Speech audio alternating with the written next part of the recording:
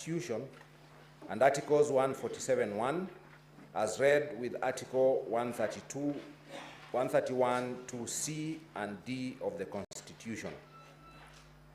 The preamble of the Constitution provides, among other things, that the people of Kenya adopted and enacted it, A, being proud of the ethnic, cultural, and religious diversity, and a determination to live in peace and unity as one indivisible sovereign nation, and B, recognizing the aspirations of all Kenyans for a government based on the essential values of human rights, equality, freedom, democracy, social justice, and the rule of law.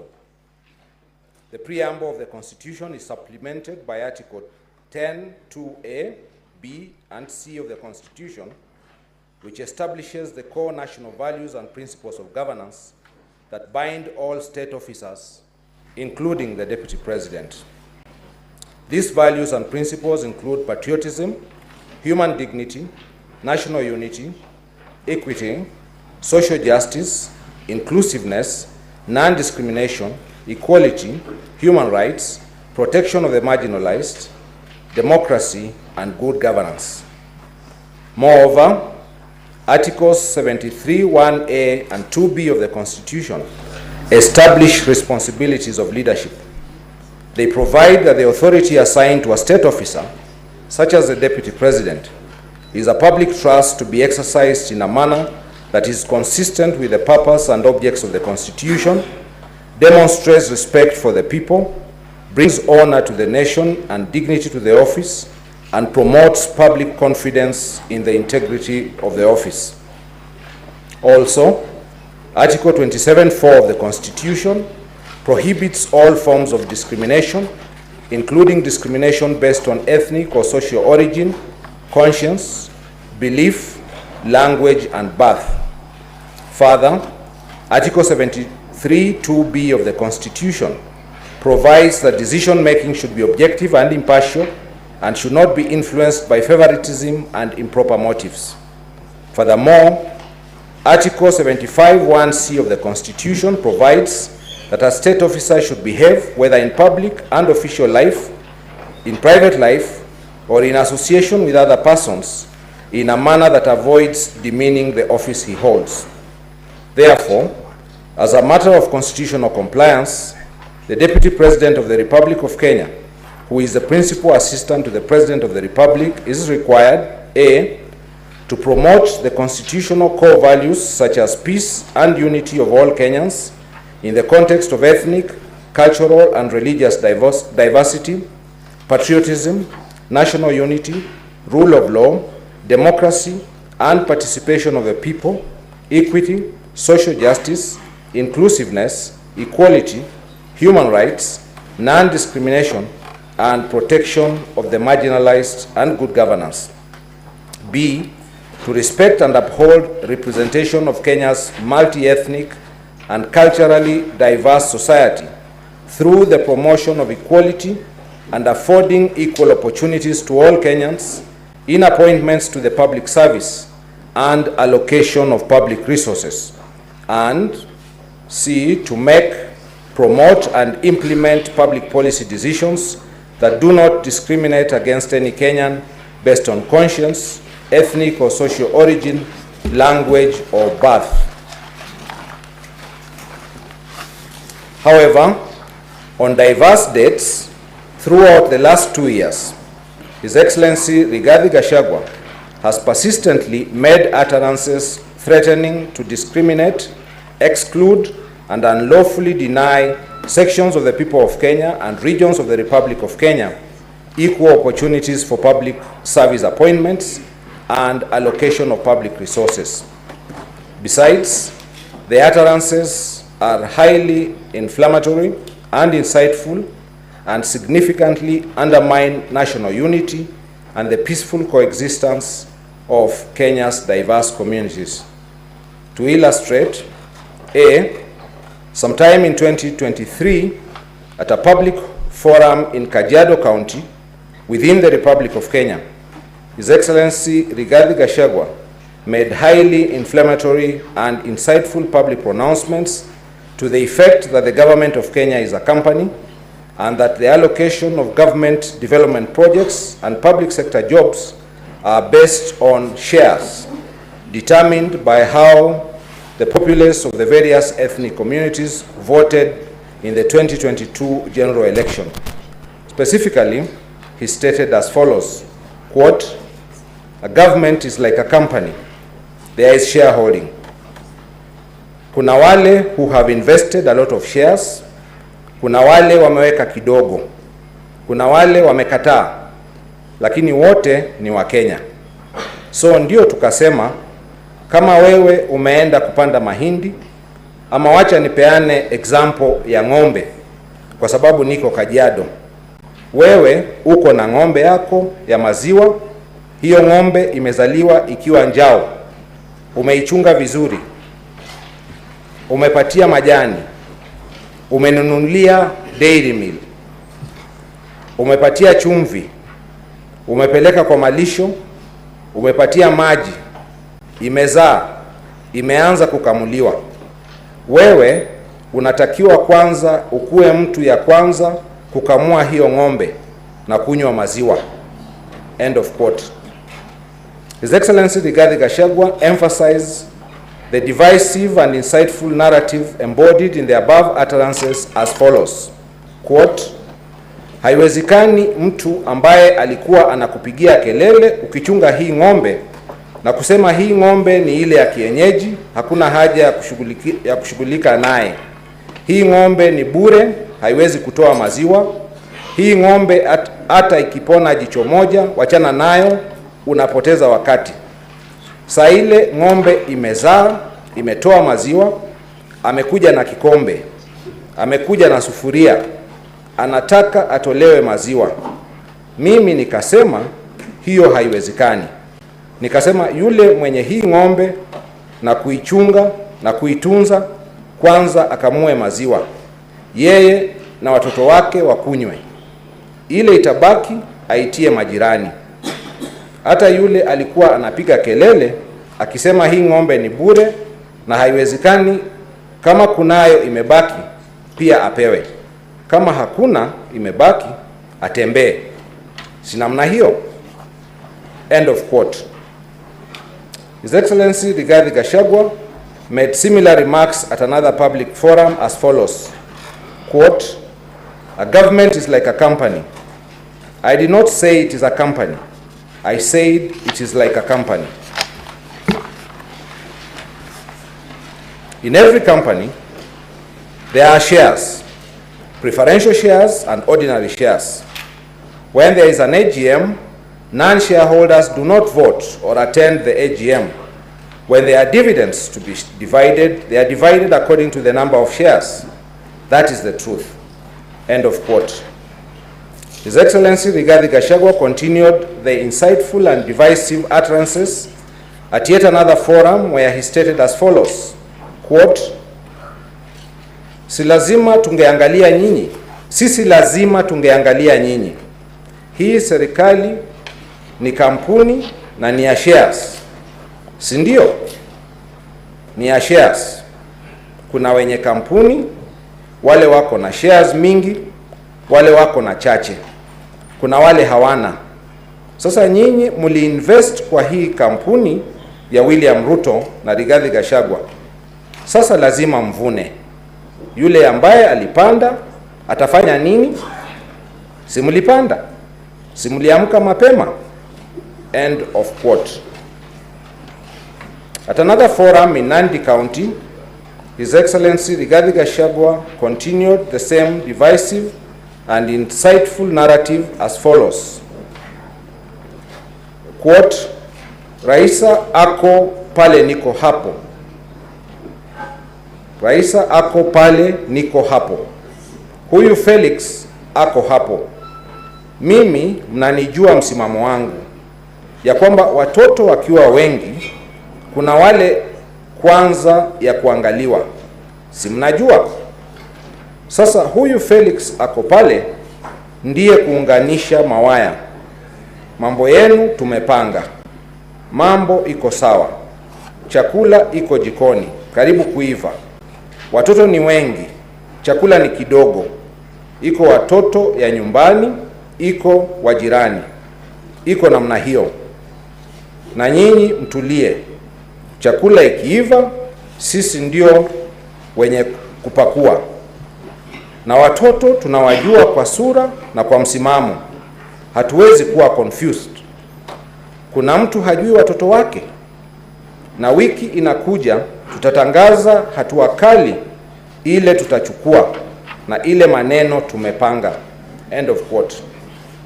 In addition, in September 2024, during a public rally in Nairobi, His Excellency Rigathi Gachagua made public utterances that incited other communities against the ethnic communities that live around the Mount Kenya region by stating as follows, quote, na mimi mkaniambia nimsaidie rais kwa kazi, lakini nikiwa hapo kwa serikali nikuwe pia nikichunga mambo ya watu wa mlima. Niendelee kuchunga mambo ya mlima ama nisichunge? Sasa hiyo kuchunga mambo ya mlima inaniletea matatizo. Ati naambiwa mimi ni mkabila. Mimi ni mkabila kweli? Nikichunga mambo ya watu wa mlima iko makosa? Iko makosa? End of quote. His Excellency Rigathi Gachagua's utterances throughout the past 2 years undermined the promotion of national unity in the context of Kenyan society's multi-ethnic demography. Clerk, just pause for a bit. Honorable Senators, just put your phones on silence. Please, proceed, Clerk. Repeat. His Excellency Rigathi Gachagua's utterances throughout the past 2 years undermined the promotion of national unity in the context of Kenyan society's multi-ethnic demography and multicultural diversity. In addition, they have the potential to alienate, isolate, and create disharmony among the various ethnic communities of Kenya. In summary, His Excellency Rigathi Gachagua's above-mentioned utterances over the last 2 years are impeachable offenses to the extent that they grossly violate Articles 10, 2A, B, and C, 27.4, 73.1A and 2B, 75.1C, and 129.2 of the Constitution, and Article 147.1 as read with Article 131.2 C and D of the Constitution. Specifically, His Excellency Rigathi Gachagua's divisive and insightful public utterances over the last 2 years, A, are incompatible with the high calling and dignified status of the office of the Deputy President of the Republic of Kenya, B, can stir ethnic hatred and promote ethnic balkanization of the Republic of Kenya, C, falsely alluded to an non-existent government policy to discriminate and marginalize the populace of the regions and tribes that did not vote for the current administration in the 2022 general elections. Your Excellency, Rigathi Gachagua, how do you plead to ground 1, guilty or not guilty? Not guilty. Ground 2, gross violation of Articles 147.1 and 152.1 of the Constitution. Article 147.1 of the Constitution provides that the Deputy President shall be the principal assistant of the President and shall deputize for the President in the execution of the President's functions. In addition, Article 152.1 of the Constitution states that the Deputy President is a member of the Cabinet. On various dates throughout the last 2 years, His Excellency Rigathi Gachagua undermined the President and the Cabinet and the effective discharge of the national government's executive mandate by making unilateral public statements that were inconsistent with policy positions collectively adopted by the government. To illustrate, A, on or around 30th April 2024, the Cabinet passed a resolution for the evacuation of people residing along the Nairobi River. B, shortly after that, His Excellency Rigathi Gachagua made a public statement opposing the Nairobi River riparian evacuation orders which the Cabinet had sanctioned for public safety and climate change mitigation. His Excellency Rigathi Gachagua made contradictory public statements despite being a member of the Cabinet and being assigned the function of superintending the Nairobi River riparian evacuation order. In addition, His Excellency Rigathi Gachagua has on several occasions throughout the last 2 years made public statements contradicting the President on critical matters of governance and the exercise of the President's functions as a symbol of national unity. To illustrate, in March 2023, at a public forum in the Nyanza region, the President said Kenya belongs to all, notwithstanding how people voted in the 2022 general elections, and that he would ensure the government does not discriminate against anyone. However, His Excellency Rigathi Gachagua, speaking after the President at another public forum, contradicted him by saying that Kenya is a company in which the provision of government services is based on shares. B.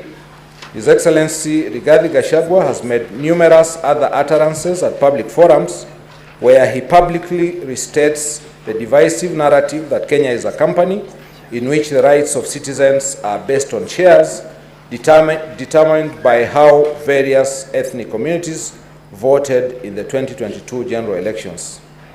His Excellency Rigathi Gachagua's unilateral, divisive, and insightful public statements are impeachable offenses to the extent that A.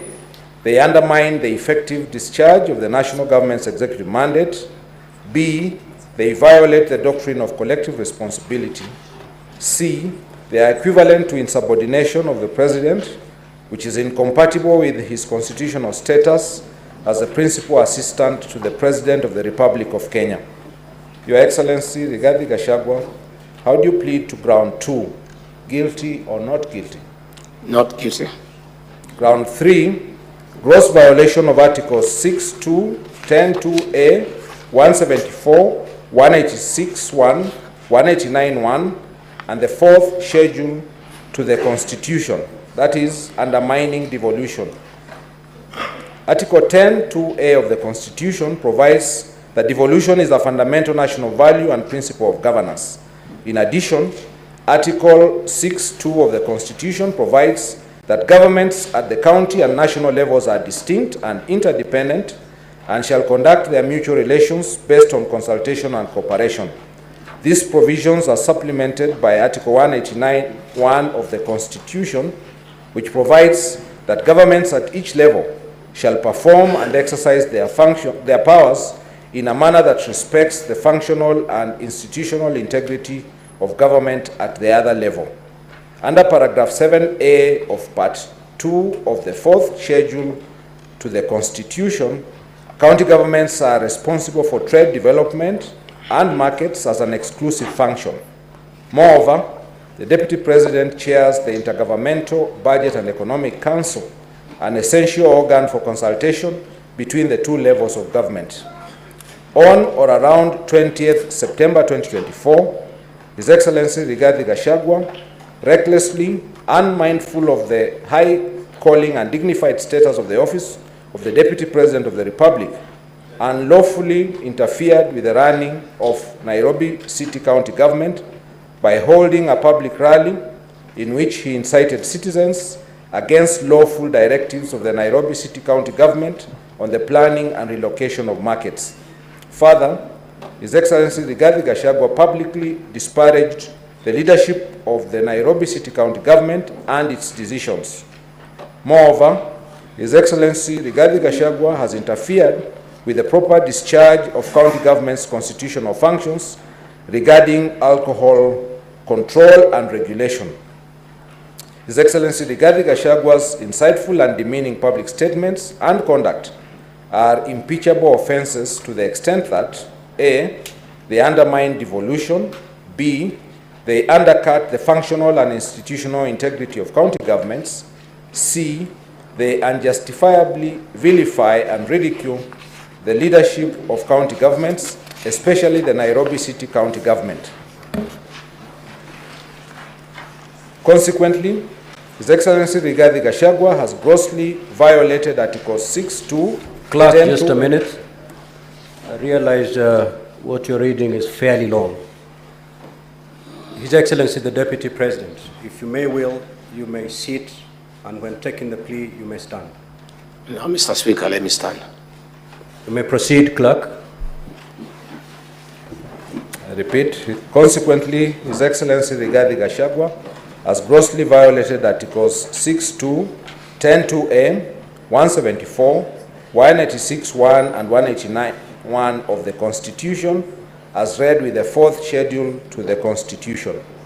Your Excellency Rigathi Gachagua, how do you plead to ground 3, guilty or not guilty? Not guilty.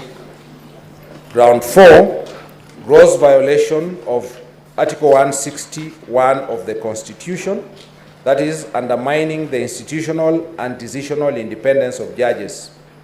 Article 161 of the Constitution provides that the judiciary shall be subject only to this Constitution and the law, and shall not be subject to the control or direction of any person or authority. Many international law instruments, treaties, and principles require the guarantee of the judiciary's independence and require all government officers and institutions to respect and observe it.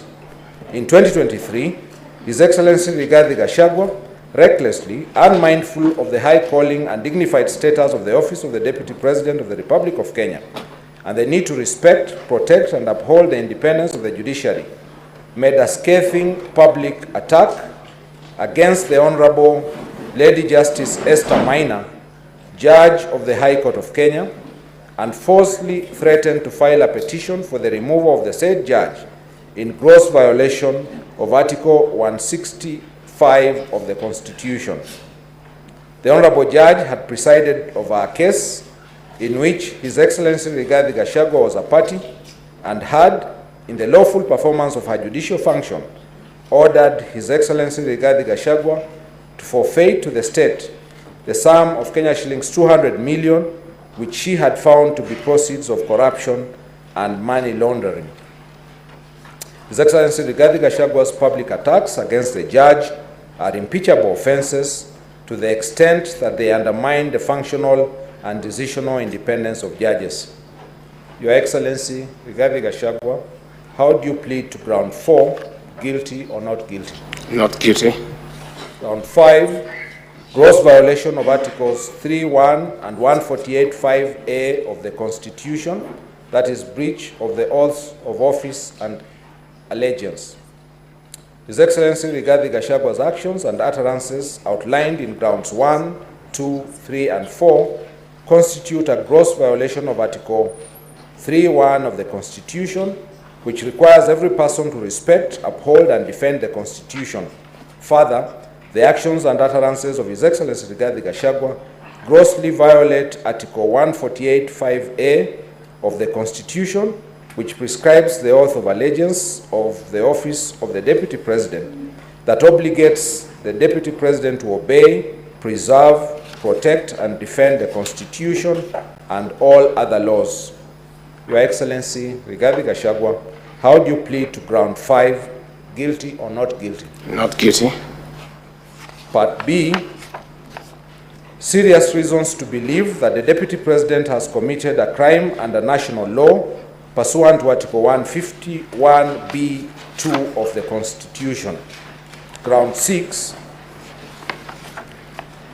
serious reasons to believe that His Excellency Rigathi Gachagua has committed crimes under Sections 13(1)a and 62 of the National Cohesion and Integration Act.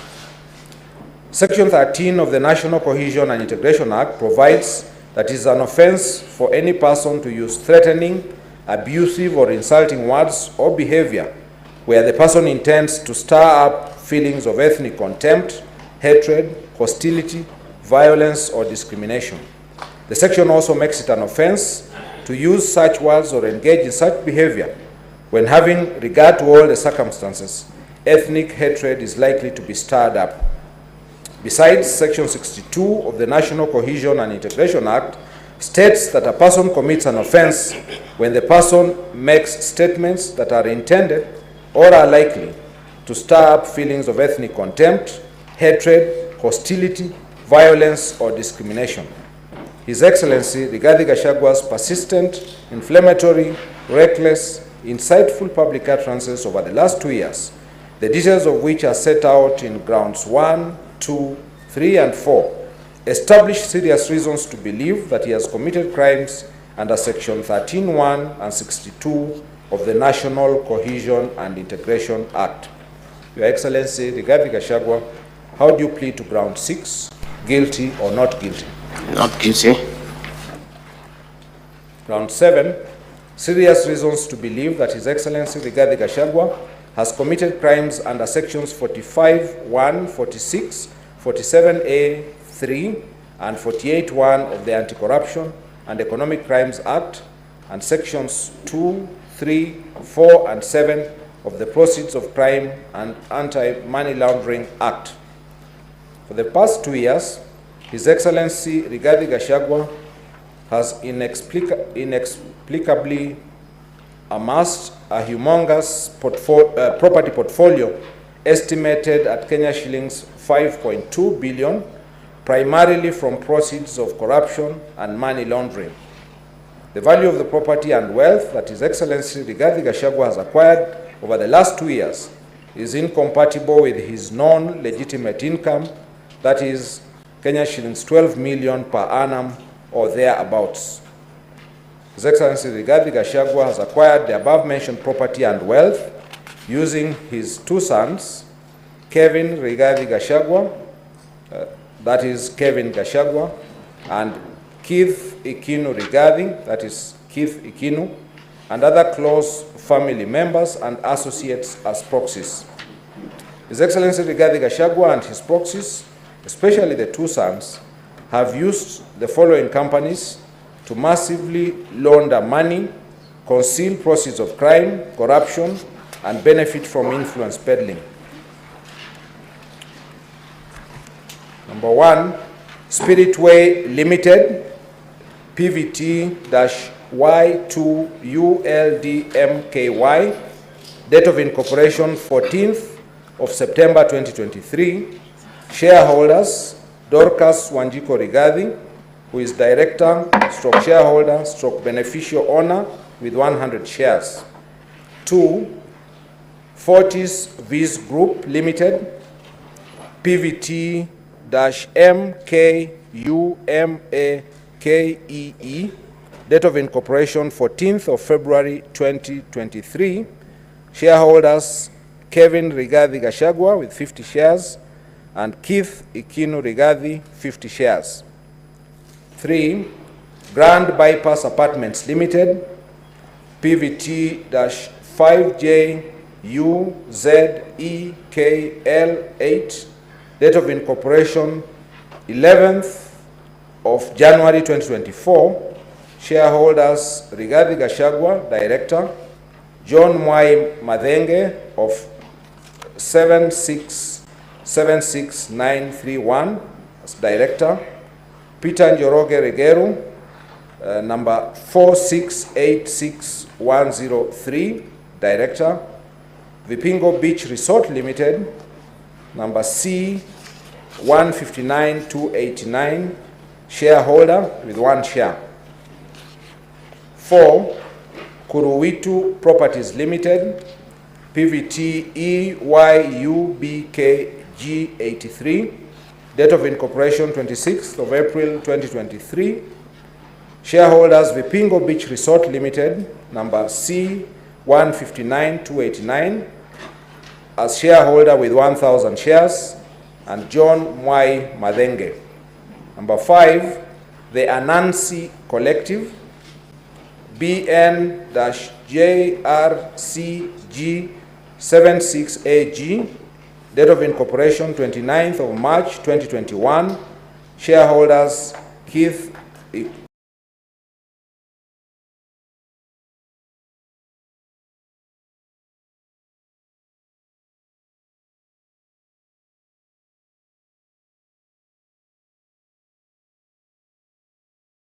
Ikinu Rigathi. 7, Calvary Creed International Limited, number CPR stroke 2015 stroke 186154, Date of incorporation 16th of April 2015. Shareholders Rigathi Gachagua with 50 shares, Dorcas Wanjiko Rigathi 950 shares. 8.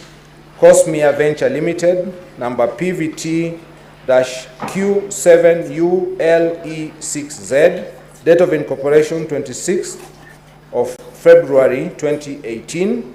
Shareholders Herman Zoita Maina 200 shares, James Mwangi Kagodho 50 shares, Kevin Rigathi Gachagua 250 shares, Keith Ikinu Rigathi 50 shares, Irene Nyanjao Washira 250 shares, and David Kipkemboi Mudhamia 200 shares.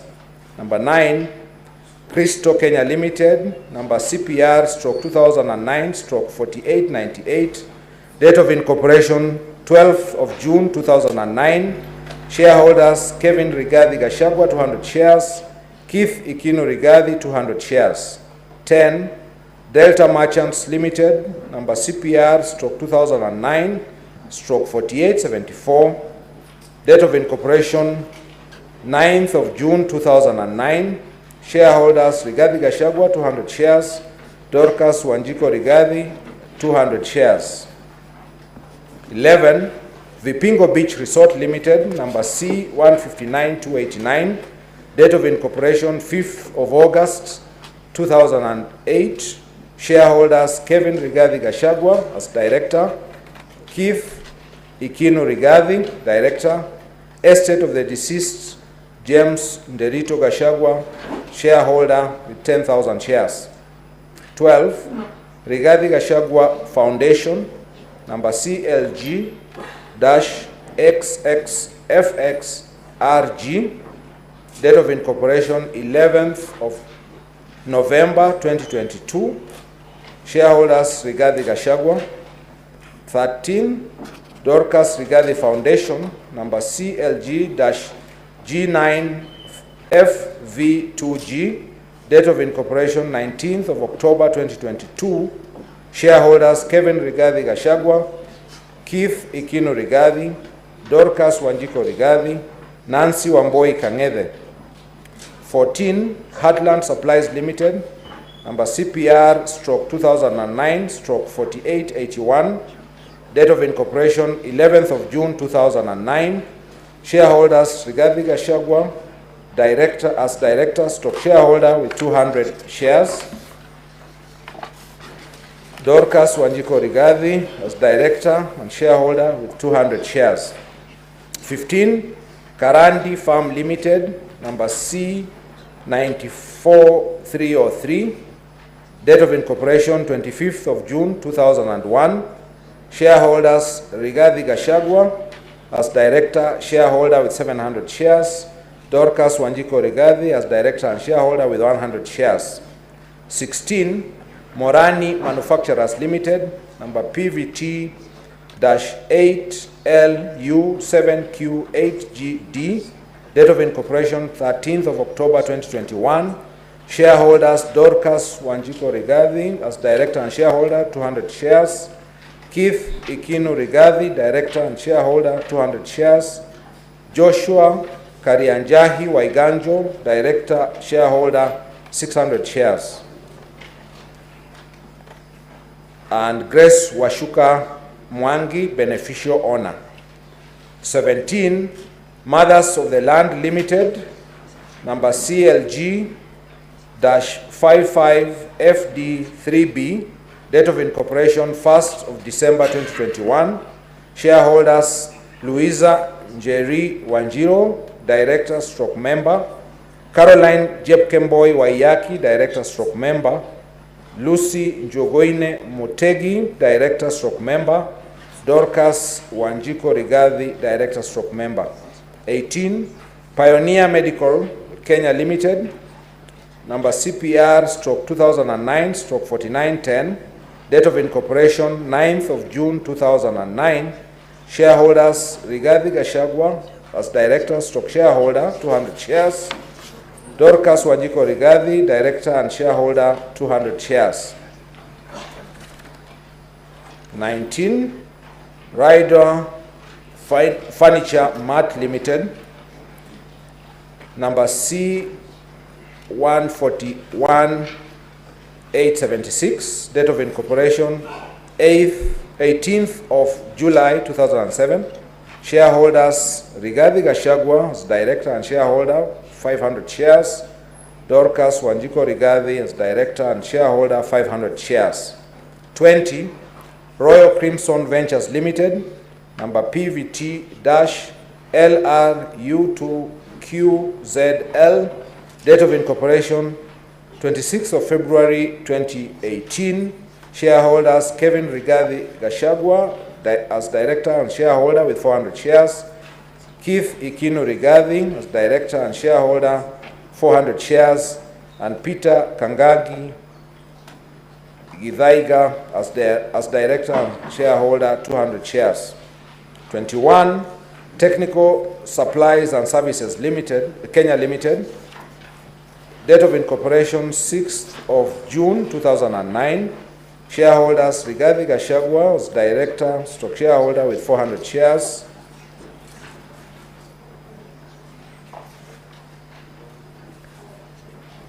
Sorry, I said that again. 21. Technical Supplies and Services Kenya Limited, CPR 2009/4895.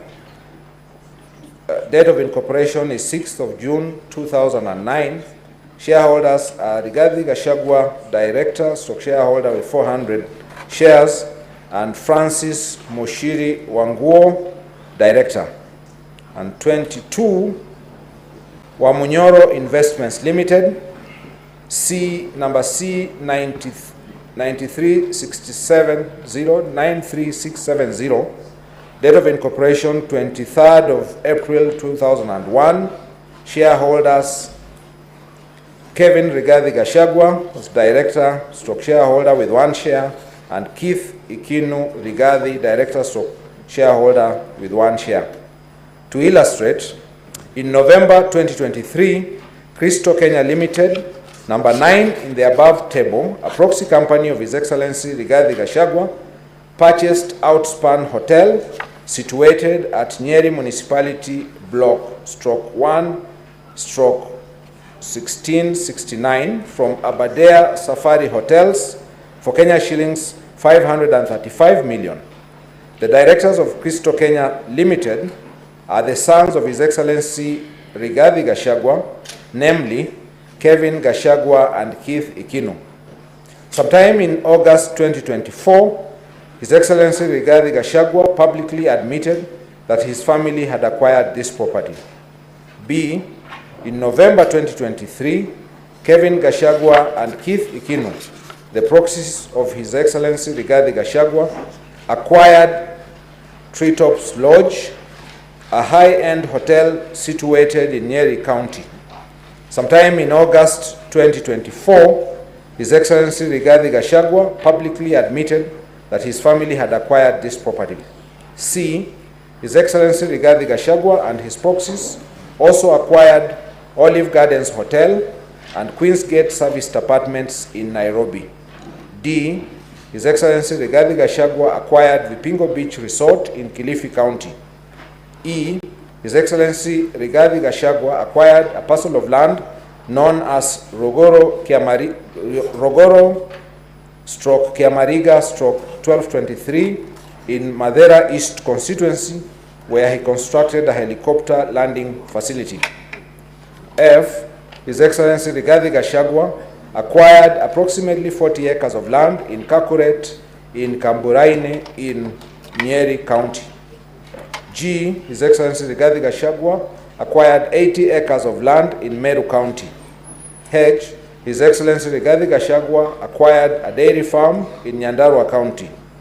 I. Additionally, His Excellency Rigathi Gachagua used his office of Deputy President to exert influence and connive with unscrupulous Ministry of Lands officials to issue an allotment letter to Wamunyoro Investments Limited, a company that he owns, to acquire LR 209/12077 and LR 90923, situated at Embakasi in Nairobi, whose value is estimated at Kenya shillings 1.5 billion or thereabouts. After that, this company used the fraudulently acquired documents to support a court case at the expense of the legitimate owner of the property. J. Moreover, companies associated with His Excellency Rigathi Gachagua and his proxies were involved in the KEMSA Kenya shillings 3.7 billion irregular procurement of malaria nets that put the lives of millions of Kenyans at risk. K. In addition, His Excellency Rigathi Gachagua has used the Office of Service Delivery to the people of Kenya. L. Images of some of the properties that His Excellency Rigathi Gachagua has acquired from proceeds of corruption, influence peddling, and money laundering have been provided and relate to the following.